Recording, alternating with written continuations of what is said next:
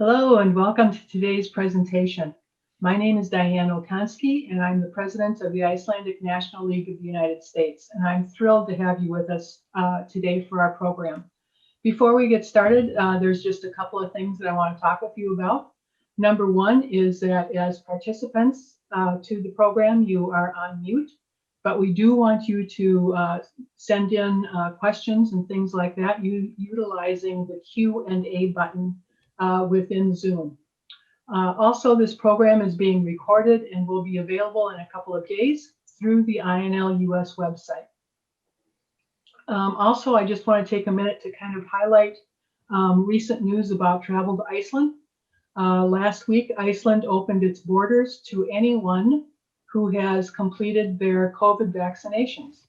Our business partner, Hey Iceland, has a 20% discount on self-driving tours around Iceland if you book by April 1st. So details on accessing the discount can be found in the December 2020 newsletter on the INL US website.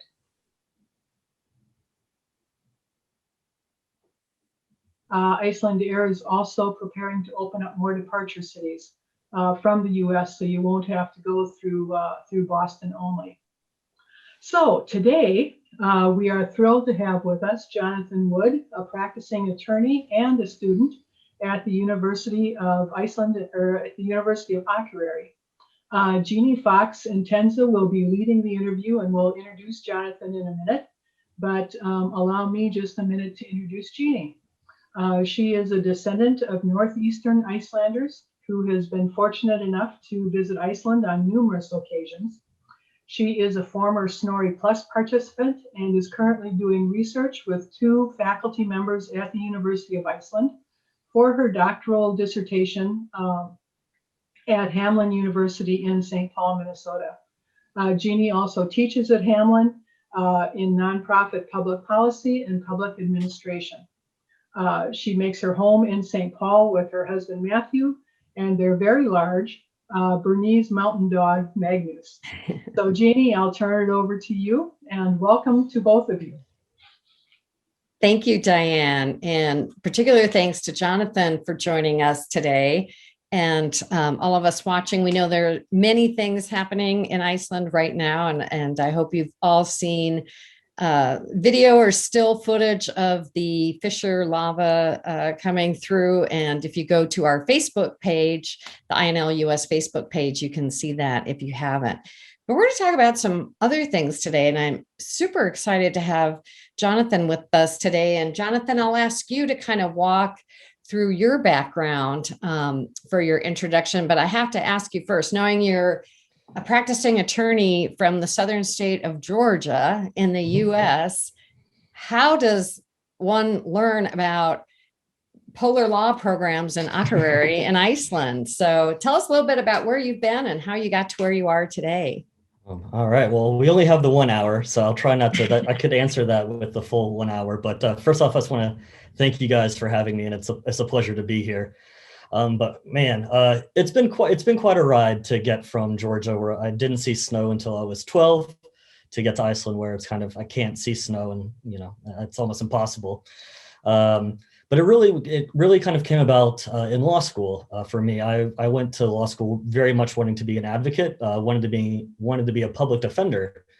And I kind of got wooed a little bit in law school by the big law jobs, kind of working in New York City or LA.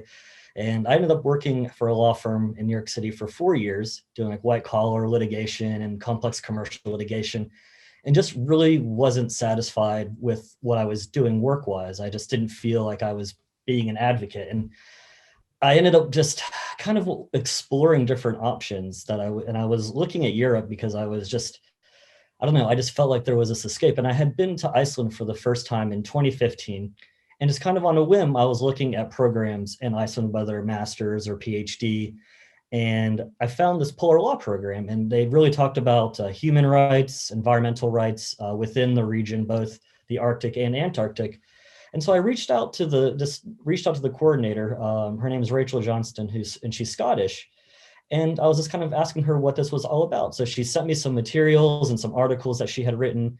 And it really kind of tugged not only at both the human rights issues, but just sort of the advocacy that I was kind of looking for.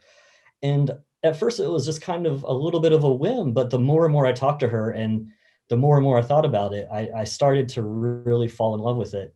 And, having been in Iceland and having spent a few months there, I knew that it was a place that I could find myself living in and fitting in.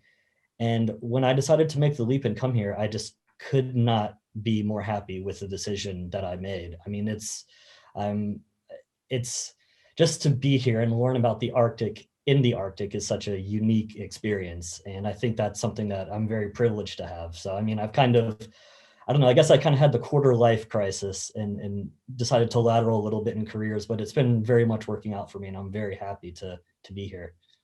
Excellent. And I understand you moved to Iceland pre-COVID in 2019, and I'm guessing haven't been able to make a trip home or have visitors you might want to have hosted. It's an odd time to find yourself away from home in a global pandemic, I'm sure. Yeah, it's definitely been quite weird. I mean, in some ways it's been tough being away from my family and not be having them able to visit me.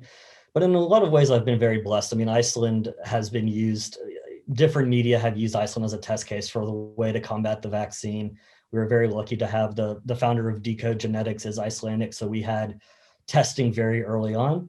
I mean, of course, just like with every country, we've had our struggles, and there definitely have been shutdowns as well, and that's hurt a lot of local businesses, of course. But it definitely could have been a lot worse for me. And for me, it's just been tough to be away from the family.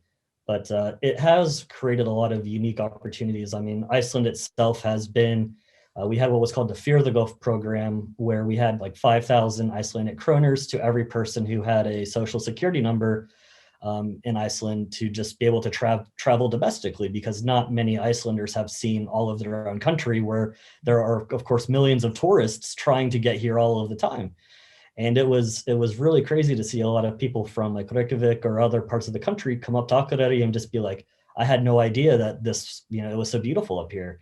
And it's just been very much a privilege to also be here, kind of with the nature untouched. I mean, it's tough for the economy, but for me to be able to go to all of these crazy, amazing natural landscapes and it basically be empty, I mean, I consider myself very lucky, but I also feel very guilty for feeling lucky in that sense. But it has been quite a strange time, and but things are slowly moving back in the right direction. So hopefully next few months we'll fully be back to where we were pre coronavirus pandemic. Mm-hmm. And Iceland is realizing some of the benefits of being an island, probably in the sense of, they don't have the cross-border travel we do here in the States, which has made some of our response rather difficult. And you may or may not be aware, a lot of our membership, not all, but probably the majority of our membership, their families came out of the North and Northeast. Mm-hmm. So where you are sitting is an important area for a lot of us who have family ties there. So I have to wonder, how are you doing with the language? Oh man.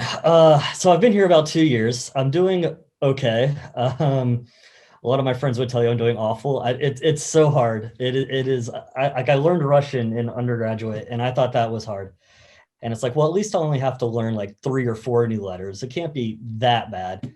And oh man, this is one of the hardest things I've ever done. It is so tough. Like you think that, I mean, you learn from a textbook, and I did a year in university. I've done private lessons here through, there's a union for graduate students, and they've paid for my lessons here.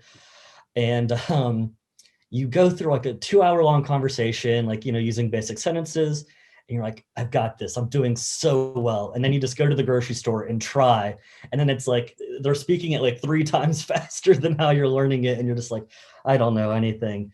But I've had some mini breakthroughs at restaurants, and I get defaulted to in Icelandic quite often now instead of English. So I always sort of see that as a small victory for me. But yeah, it is a difficult language. I can tell you that. Absolutely. And have you tackled some of the literature yet as well? Well, of course, I've read, I mean, at least in English, Halldór Laxness and a lot of the poetry here. That's been one of my electives was Icelandic literature, doing from the sagas to Halldór Laxness to some of the more Icelandic contemporary noir books. But doing it in Icelandic, there is actually a great little book called Ástriðir, which means seasons in Icelandic. And it consists of 101 short stories. They're about 2 to 3 pages each, and it ranges from like kindergarten level to like what you would be learning in like the high school level. And it's a really good way for like both native and non-native speakers to kind of learn speaking Icelandic relatively easy. And it's gotten a lot of press here in Iceland as being like a very good teaching tool. So that's a book that I could very much recommend to people who are somewhere in between fluent and absolutely beginning, which is basically every foreigner who has ever tried to learn Icelandic, I feel like. Well, that's a good tip. And I foresee posting that a link to that book on our Facebook page. One of the things I've been wondering about is, well, I think a lot of people probably don't realize that a country as small as Iceland has these wonderful university programs, especially graduate programs, that are actually taught in English. So what would you advise an English speaker who might be looking for an experience like what you're doing, and how does that work for you? Yeah, I mean, it's actually incredibly accessible to find English language programs here. In fact, I mean, most of the, I guess, graduate and postgraduate opportunities are in English, just given that's kind of the lingua franca of the day. And, we have a lot of outside professors that are non-Icelandic, so it does require English language teaching. But I mean, really it is, I mean, there are 7 universities within Iceland, which is way more than what people would guess if you asked how many, full universities are there in Iceland. But I mean, each one really kind of has their own specialty.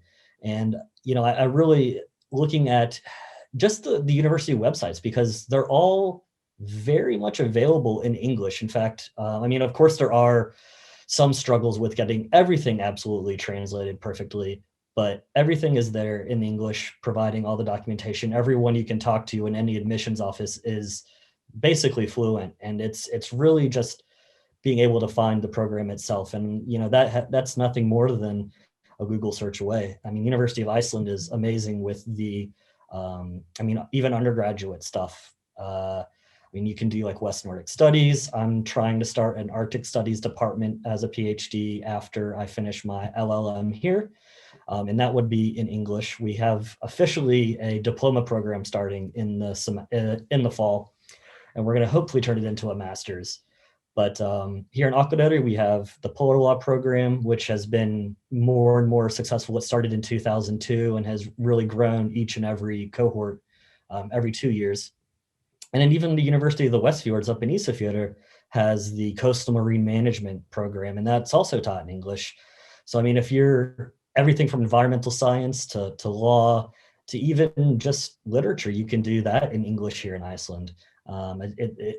University of Iceland tries to make it very easy. And even if you have to learn Icelandic, they have Icelandic as a second language program, which is very, very highly prestigious. I mean, obviously, I guess they're the best at it, given that it's the best university in Iceland teaching Icelandic, but it's very well renowned and does a very great job in preparing you. I mean, I know an American here moved here 3 years ago, did the Icelandic as a second language program, is now fluent in Icelandic, and is appealing to the Alþingi for a quick track to citizenship based on his language skills, and wants to work as a translator. So, I mean, I'm not as good at learning Icelandic as he is, but if you have a skill for languages, it's definitely a way for you to get a quick jump into really trying to fast track your way to citizenship.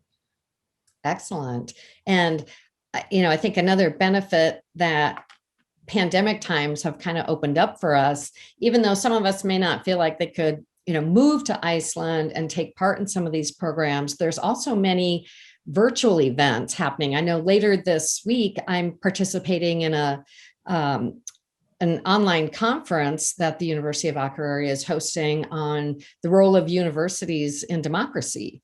So I encourage everyone to take your advice on scour the websites, because we're more connected now than we've ever been.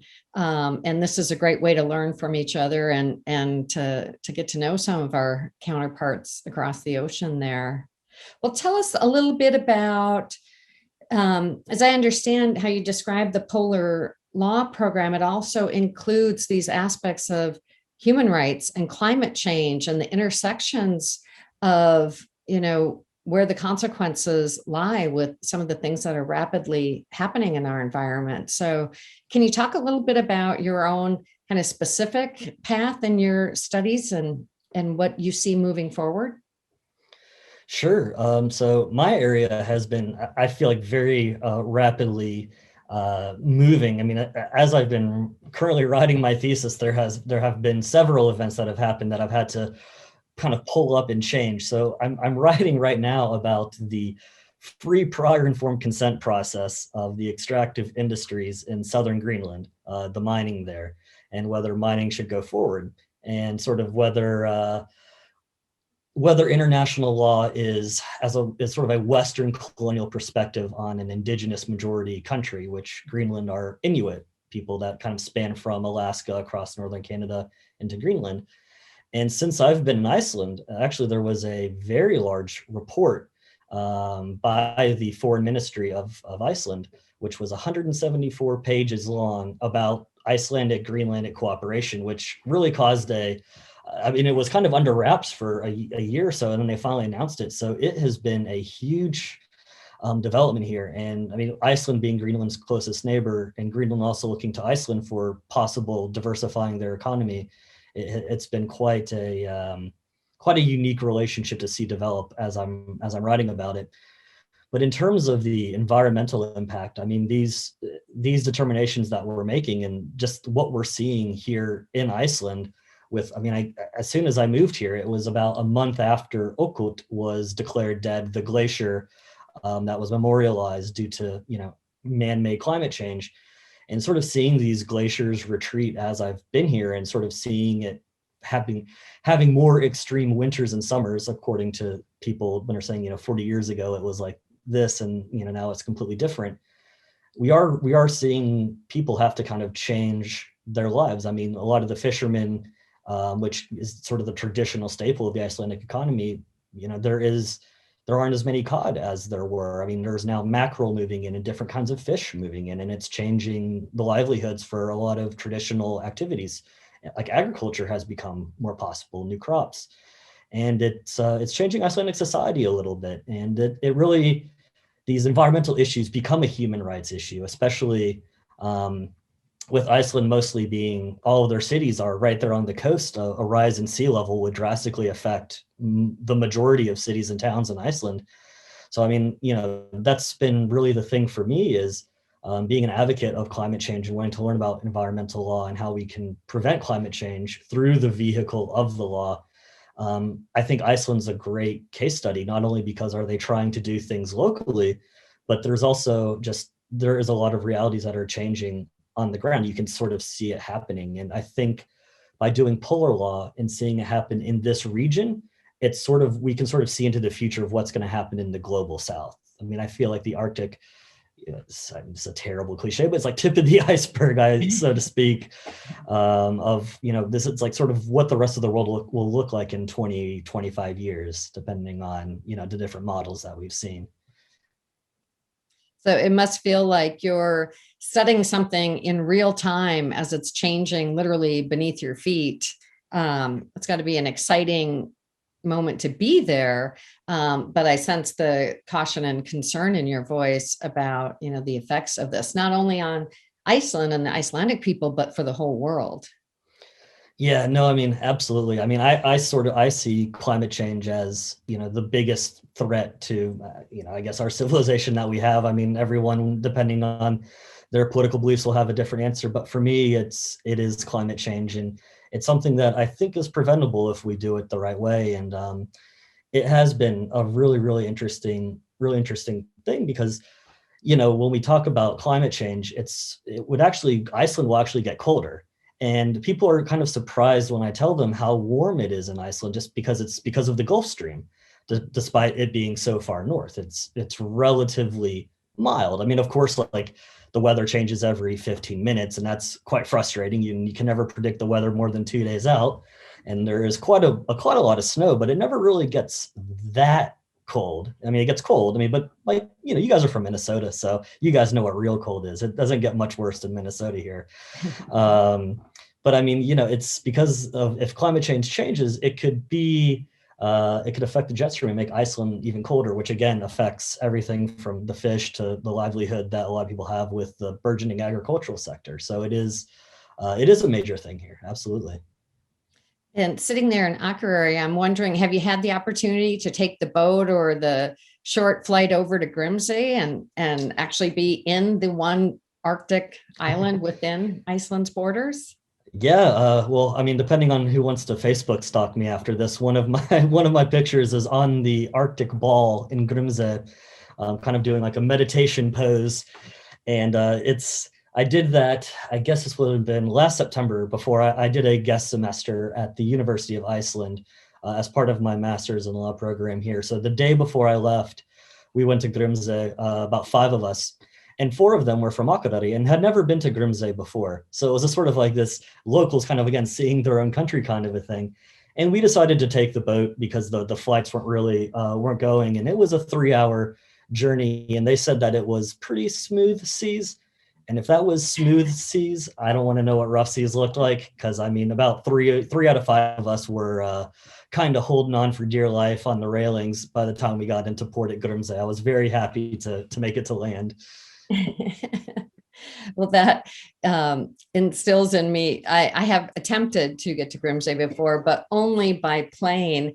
And as you pointed out, those flights are often canceled last minute due to the wind. But I have a third cousin who's one of the 61 inhabitants on the island. So I might have bumped into him then. Just I have, and I am going to stalk your Facebook page afterwards. Excellent.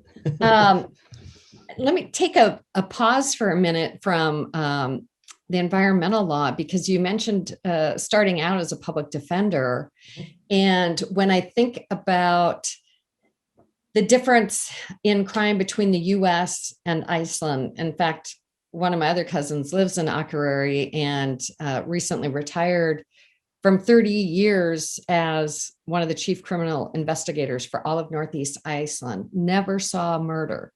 So my theory is, the noir books that you mentioned are popular because it literally is fiction. So as someone coming from the US and even having practiced public, criminal law, what are you noticing about differences there between North America and Iceland? Well, there was actually the first murder in quite a long time, not too long ago in Reykjavik. There was a drug dealer's bodyguard was killed, which really raised a lot of alarms here in Iceland. But I mean, overall, I mean, the level of crime is shockingly low. And I think there's a few factors to that. I think a lot of it has to do with just the nature of policing in general. I mean, given Iceland being a very much smaller country, and especially being generally mostly a remote country. I mean, it's technically one of the most urbanized countries in all of Europe, because 70% of the population lives in Reykjavik, but the rest of the country is very rural and you kind of can know everyone. So I think there's a lot of ability for you to kind of be like, someone who knows someone, and you can find a better solution rather than just penalizing them and taking them to jail or getting them a record. There are alternative ways of doing that. And just, I guess the word of community policing is very much a thing here in Iceland, just because they pretty much are your family in some sense. Mm-hmm. And I think another really big thing has just been, I think that society is a little bit more homogenous here. I mean, there have been very much some instances, especially during, after the Black Lives Matter movement and during some of that summer after the killing of George Floyd. There were a lot of changes actually made in Iceland itself. They were very much surprised about the level of people speaking out when this was happening. And it really became a major social movement in Iceland as well. In fact, they made a statue in Hope to the first African American or the first African Icelandic citizen, dedicating their own history with slavery, as well as a sort of trying to be a place where, mentioning that it is also a country of immigrants and sort of acknowledging that now 14% of Iceland's population is foreign born, and having to acknowledge that size of the population. And they've also done a really, they've also gotten rid of a lot of, there has been some of this controversy of neo-Nazi symbols being used from old Nordic history, and they've become more aware of that and sort of trying to stamp that out a little bit. And there was a case here in Iceland where a woman police officer was wearing on her uniform something that identified as a neo-Nazi hate symbol, and she was fired for that. And that was, again, a controversy here, but I think was handled relatively appropriately. And then hence there's the New Year's show as well in Iceland, and that was very much one of the things that was satirized pretty heavily here in Iceland, were the various hate symbols. I mean, I don't know if you guys are familiar with the SS Pilser brand, but there was a lot of making fun of the police for them not being able to recognize Nazi symbolism with some of like the standard Icelandic brands. It was like a big skit here that people thought was pretty funny. But some people also would say like too real in some respect. Well, and you point out too how interconnected we really are, with an event in Minnesota, being heard around the world, and that continues.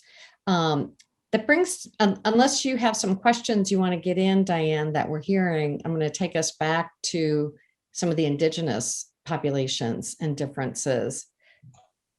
Actually, you've been doing a really good job of explaining everything. We don't have any questions at this time, Okay. So go ahead. We're just going to keep going, but you just give us a yell, because we want to make this as interactive as possible. But Jonathan, it sounds like you've also really studied, like you said, with the Greenland connection and having a largely indigenous population, which doesn't exist in Iceland in the same way. So tell us a little bit about your scholarship there. Yeah, I mean, working with, I've been very, very fortunate. Again, the relationship between Iceland and Greenland is really close, is very, very close.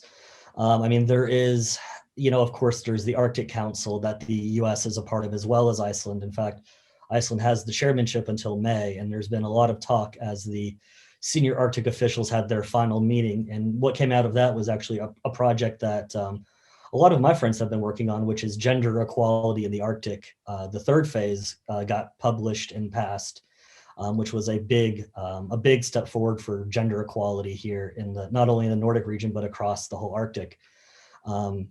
And that included a lot of, I guess, indigenous relationships and indigenous violence. I mean, you hear about the missing indigenous women in Canada a lot. That comes up in the media every so often.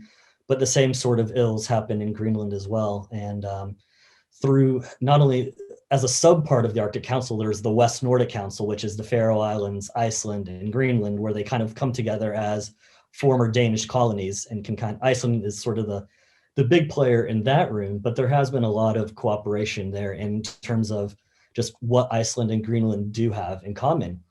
And while, Iceland does not have an indigenous population as such, I've heard some scholars argue differently, much to the chagrin of a much larger group of scholars. But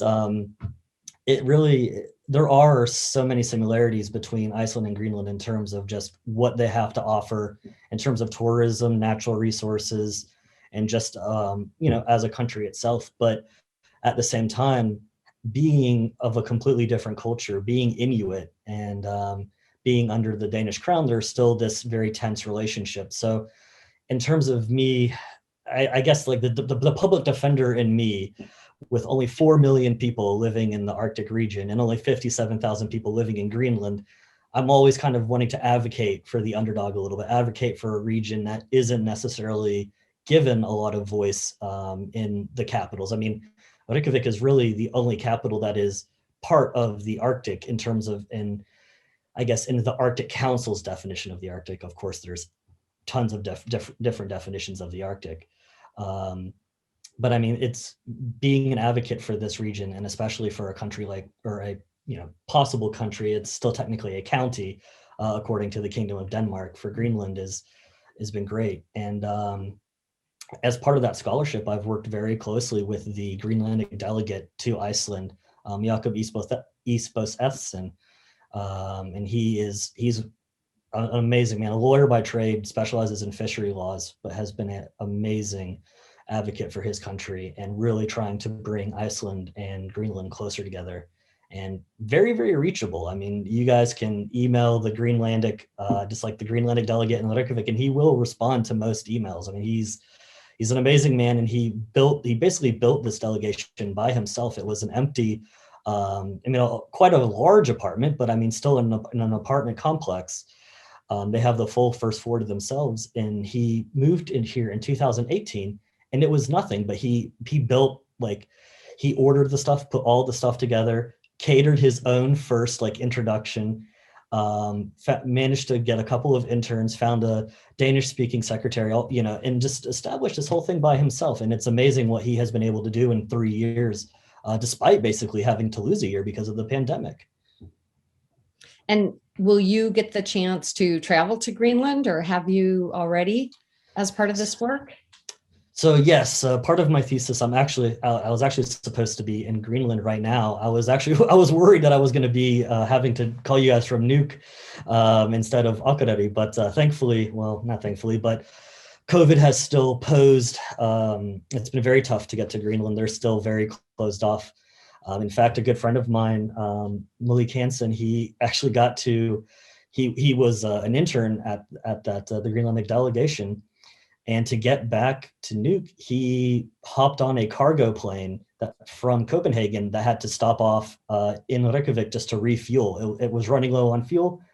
They called Jakob and said, "We have one seat if someone wants to go." And they kind of gave him a diplomatic pass, and he got to fly in the back with all of the crates and whatnot to resupply Greenland. And he said it was kind of a harrowing flight, but it's been very tough to get there. But I do have a grant from the University of Akureyri. I'm going with my thesis advisor, and as well as one other polar law student, to spend up to 2 weeks in Greenland interviewing politicians there, as well as other policymakers and policy influencers to really research how the people feel about the mining and the rare earth elements that the Greenland economy could have, and how the people themselves feel about still having this colonizer, colonial relationship. Because the Greenland issue is, of course, very highly fraught amongst Greenlanders, and a lot of them feel very, very passionately about them on both sides. Well, and Greenland isn't the only country that's looked to Iceland for lessons about establishing independence. I know the Scots, you mentioned the Polar Law Institute being run by a Scottish woman, and I've seen some interesting partnerships there too. Leslie Riddick is a journalist in Scotland who has done a really fascinating video series on neighbors to Scotland. And in the one episode that's on Iceland, she's asking, Icelandic MPs and other leaders about what can Scotland learn from Iceland in their efforts as well. So I encourage people to look at that. And also, I know Iceland's Prime Minister partnered with Nicola Sturgeon from Scotland and the female leader of New Zealand around something called the well-being economy, a movement to kind of replace the traditional GDP, using economic transactions to determine the wealth of a nation. And, maybe we should look at things like, do people have access to healthcare, and are they happy? And so the Faroes, Scotland, as you've pointed out, this is a very interesting region. Even those that fall below the Arctic Circle, there's a lot happening between these countries. No, absolutely. I mean, I think I mean, especially with, it's been interesting in the wake of Brexit just to see the UK itself reach out to Iceland for bilateral negotiations and trade talks. Again, the UK signed a fishing agreement with Greenland as a fishing supplier, to make sure they don't lose the fish and chips and all of that. But they very much have been in talks with Iceland as well. And it really has been interesting to see the lessons that can be learned of, island nations around the world, but particularly ones that are, I guess, what you would call small states. And there is a academic at the University of Iceland, Baldur Thoroldsson, who has written heavily about it. He actually created this, it's a whole discipline called small state studies. And he, about how to make small states work and what kind of protection you may need. And he uses Iceland, of course, as a case study, getting like social, political, and then like military security, despite Iceland not having any military whatsoever, and how they succeeded in that and whether it can succeed into the future. But he's also worked with some Scottish academics to apply that same theory to Scotland and how they could do it. And it is, I think, a very viable strategy for Scotland. And I very much do enjoy this this new train of thought to get away from GDP. Bhutan, I saw this on an NPR Planet Money episode years ago, but I think it was the first country was Bhutan, and they just go by gross national happiness. And of course, Bhutan is mostly a country of Buddhist monks up in the Himalayas. So, it's a little bit different, I think, to apply it to a Western European country or to a country like the United States. But I definitely think there is a middle ground to be found where GDP and, your disposable income isn't necessarily equal with the amount of happiness that you experience on a day-to-day basis, of course. Right. Well, I wonder if you can describe for us too, Reykjavik gets a lot of attention, right, as the capital. Mm-hmm. But here you are in the capital of the North, in Akureyri, a very thriving community. And as I said, one of great interest to a lot of the North American, Western Icelanders in Canada and the US.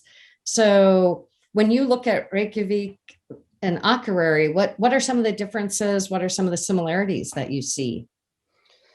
Well, the first one that'll jump out to you is just the size. It's everyone tells me I'm from a small farming town in Georgia, South Georgia, and it's about 24,000 people. It's about the size of Akureyri as well, but yet Akureyri is the fifth largest town in Iceland, with number one being Reykjavik and the next three being the three suburbs of Reykjavik. So it really is. I'm about 4.5 hours driving on the ring road to get to Reykjavik. So the first difference is size, but you really have a different mentality. I think it's meant in a very nice way, but people in the north part of Iceland call like Southern Icelanders Flatlanders, because up here it's more rugged, more mountainous. You kind of really experience I guess kind of the older ways. They call this, the real Iceland, I guess, so to speak. And of course, the East Fjords and West Fjords people have something to say about that, how they think they're even more isolated and unique. But it is a very kind of just different lifestyle. I think things like, for instance, like Thorvald is much more heavily celebrated up here, which kind of roughly goes with the month of February for in using the old or the new calendar, I guess, not the old Viking Norse calendar. And that's where you eat everything that was left over from the winter freezing, and that's about to go bad. So you just have a full on feast for the month. And you eat a lot of traditional foods. One that really stands out is like the ram's testicles. That's a very big thing. And that's very big up here, where it's a little bit less so in Reykjavik, where it tends to be, I don't want to say more modernized, because it's not. They're the same. I have like 5G internet here available, so it's not like there's any differences there. But I just think sort of the way that you hanging on to their traditions is quite a difference. And you'll see that in the INL US network here, that some of those traditions, there are Thorblats that are held here in North America. So if you ever find yourself back in Georgia for good, you're going to have to come spend some time up in North Dakota and Minnesota and Canada. And who knows where your long-term goals will lead you, but if you were someday not to live in Iceland, what do you think that are the things you will most take with you?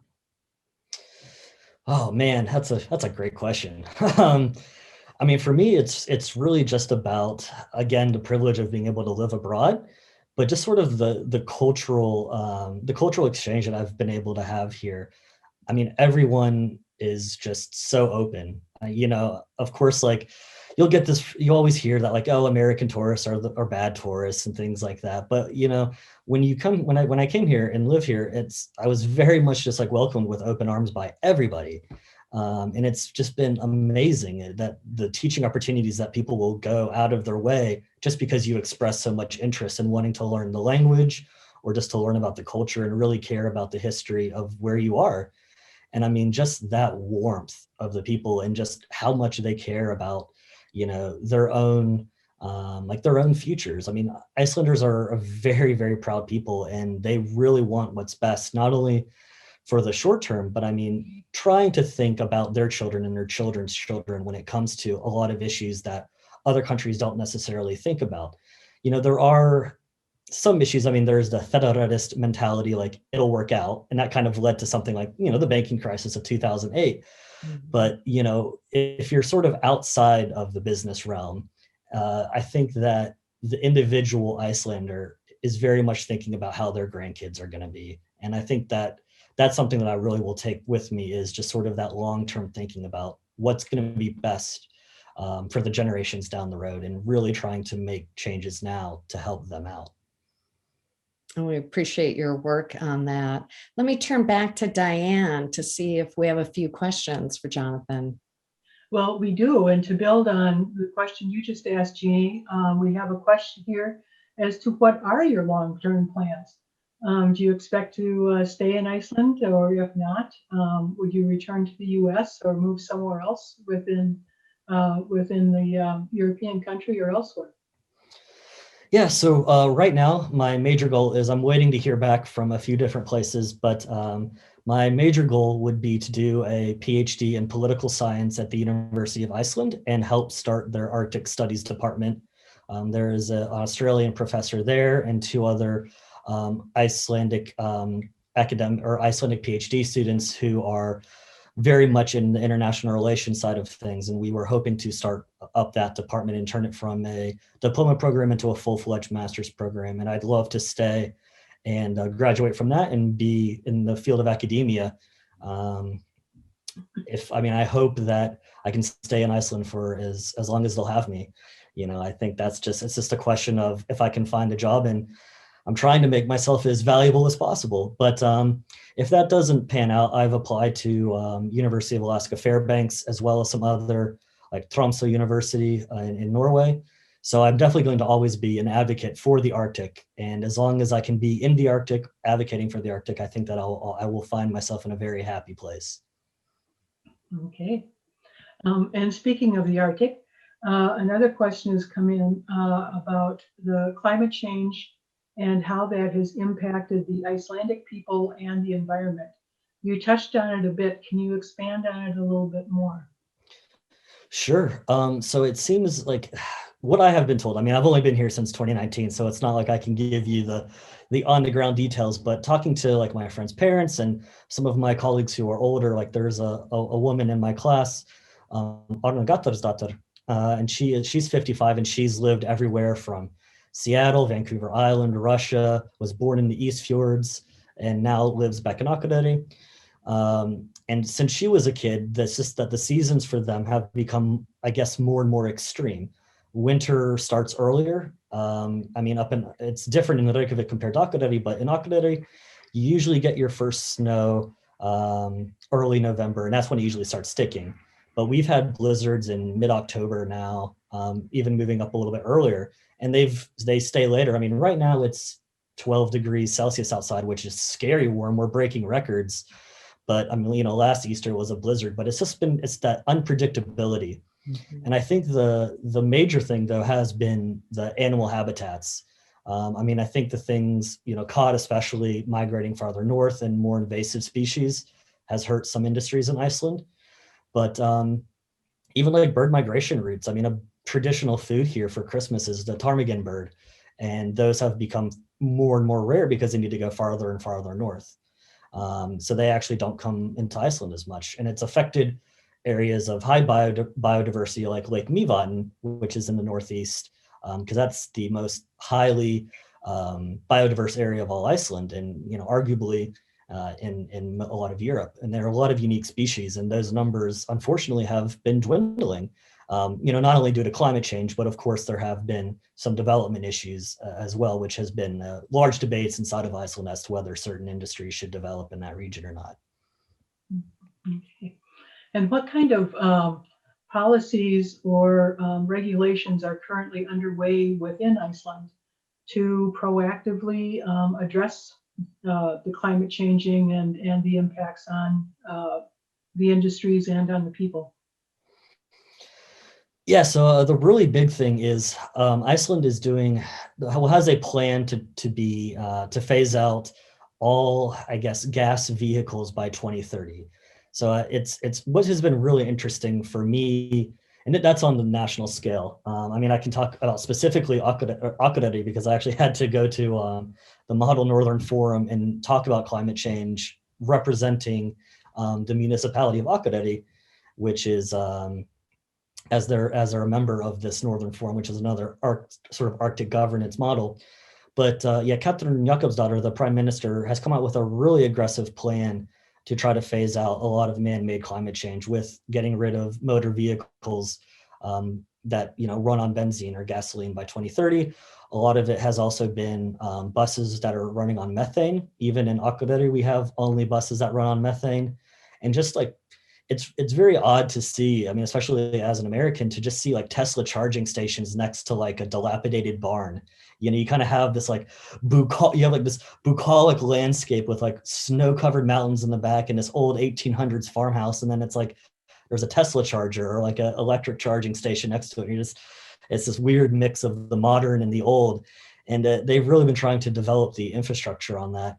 But it's really been about putting, I think, a lot with the major manufacturing industry here is aluminum, and attempting to kind of making sure that they use the best practices and policies. I'm no expert in those types of technologies. I'm no engineer, but I know that they've really put a premium on making sure that everything they do and build going forward is up to like the highest standards and regulations.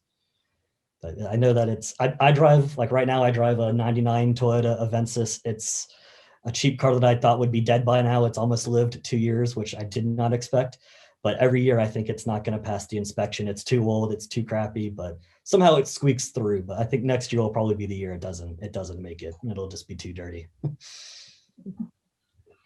Well, I wonder, Jonathan, since you mentioned the forum where you represented Akureyri, and those of us who've been fortunate enough to visit there, that is a beautiful, beautiful fjord, especially when you come in from the east and turn that corner and it all opens up before you.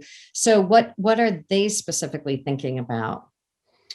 Yeah, so they're really focused on trying just to make the city more, because Akureyri actually has one of the highest rates of car ownership of like any cities in Europe. It's like 1.7 vehicles per person. Like the average person owns more than one car, and they're really trying to decrease that by trying to make, I mean, a lot of it is necessity. I mean, we're kind of in the middle of nowhere. I mean, unless you stay within Akureyri city limits, you can't go anywhere without a car. But they are really trying to do a really good job of more hiking paths, more biking paths within the city. I mean, even now they're trying to change the rubber on, not the rubber, but the street cement to make it more tire friendly, so that you have like even like less rubber scrap coming off the vehicles, which contributes just to pollution and climate change there.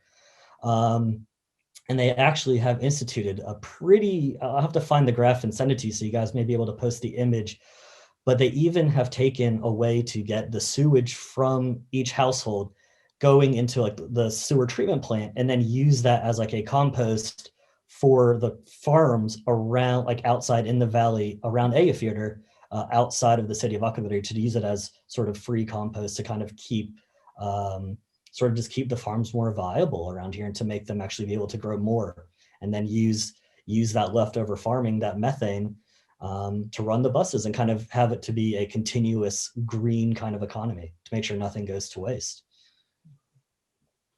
We have had another question come in. How do you see the opening of the Northwest Passage impacting the indigenous peoples of the Arctic in terms of commerce and other factors? Well, that's a huge question. Thank you for that one. I actually know someone writing their PhD right now on that question, and it's going to be very interesting with the Russian chairmanship of the Arctic Council next semester or next coming years, and how they react to that, because there has been a big Rosatom, which is the Russian nuclear energy giant, just joined the Arctic Economic Council. So we think that there are some movements of Russia kind of protecting more of the Northwest Passage.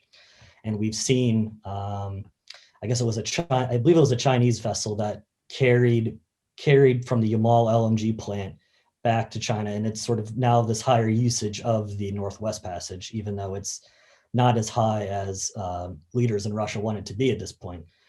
But I think it's both, with every change in the Arctic, a blessing and a curse. I mean, we've seen it. We don't want, I would hate to see the Northwest Passage be only used for fossil fuels, like it being just like a natural gas exporting route for the Russian Federation, even though, I mean, that's great for that country to have that ability. But at the same time, I would love for the indigenous peoples of Russia to be able to work on those plants and to have them benefit from the incomes that brings. And we've seen this like in Alaska with I guess it was the Alaskan Native Claim Settlement Act of 1971, where the Inupiat of the North Slope Borough of Alaska negotiated their own title to the land to get their sort of settling claims with the US for the US to be able to drill on their land. And they just became basically a corporation and have had it's not a sovereign wealth fund, but have basically been having sort of this long-term investment portfolio for them where they've been able to advance themselves. And I think if the Northwest Passage were to become more viable, it would be great if we could see indigenous people not only work at these ports, but also have these jobs that the opening of the Northwest Passage may bring. And Iceland has also very much trying to capitalize on that. There have been, I mean, especially at Vatnafjörður, there was the Chinese multi-billionaire who wanted to build a resort there, and that was quite controversial, but that one's kind of died down. But Iceland is actually right at the latitude where you would be changing from light fuel oil to heavy fuel oil, or heavy fuel oil to light fuel oil, because that is a best practice in the Arctic, is not to have heavy fuel oil. It's dirty and polluting to the sensitive biodiversity of the Arctic. So Iceland is actually trying to position itself where the Northwest Passage to open as a hub where you just come in, change your fuel out, get some things repaired, and there would be a lot more shipping and, perhaps even, boat rights and shipbuilding here within Iceland itself. And it's definitely an industry that some people are pretty much very excited for. And I could see it being, Iceland using its strategic location again. Diane, can I ask one last question before I turn it back to you for some announcements? Certainly. And let me thank you, Jonathan, for having this conversation today, too. I can think of many topics we might want to talk with you again down the road here as you continue your work. But I'm really curious when that third season of Trapped is coming out. Well, it's I don't have any secret insights. I mean, there have been some really interesting movie. There's a Will Smith movie that was shot here in the Highlands that people are keeping really hush hush about. I don't know if I can disclose it here, but I know some people who are working on those movie sets. So there's definitely some interesting stuff being shot in Iceland coming out in the next couple of years. But if you are looking for an Icelandic TV show, Radaron, The Minister, it's just use a VPN and set it on Iceland, and you get it for free on ruv.is. And it's a great show. It actually has Rainn Wilson, who you guys might know as Dwight Schrute from The Office. He makes 2 cameo appearances. So it's quite entertaining. And again, very, very Icelandic. So I think if you're a fan of Trapped, you will also be a fan of The Minister. Thank you, Jonathan. Diane, what do we have coming up? Well, I just want to say thank you to both of you. This has been a very interesting conversation and covered a lot of topics. And Jonathan, good luck to you with your studies and your thesis, and same to you, Jeannie, in your doctoral studies. We do have a couple of things coming up in the INL US in the next couple of months.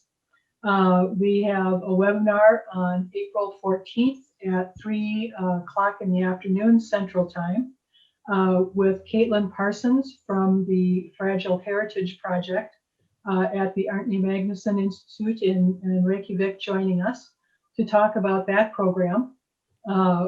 When many of our ancestors came here from Iceland, they brought things like books.